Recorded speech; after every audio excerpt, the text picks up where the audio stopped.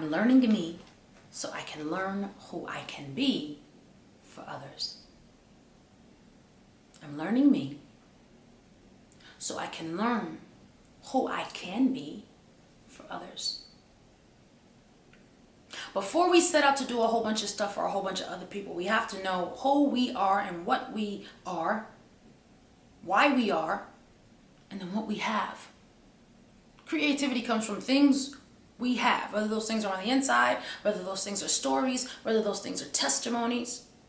Creativity comes from what we have, right? Because creativity involves tools, paintbrushes, paint, a canvas.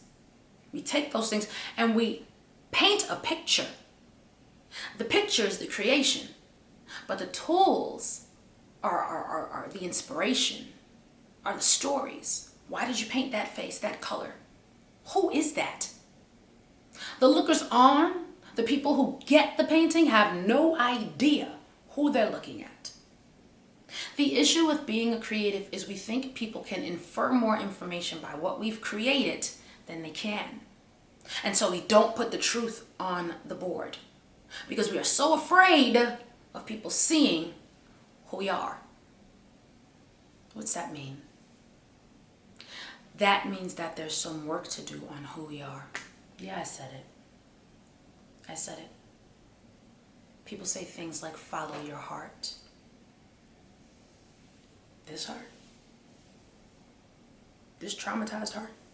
You know what this traumatized heart? If I followed the trauma that I've been through, we don't follow our heart, we posture our heart. We posture our heart under the submission of who God is. We become seated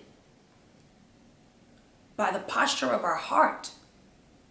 We become grounded by the posture of our heart. So many of us allow our creativity to be informed by a ever-moving heart. And so our creativity evolves as our heart evolves. And we wonder why we never create for a specific person that we know we're called to. Called. If your heart is doing all of the calling and the leading, then how can you be instructed by the caller and the leader?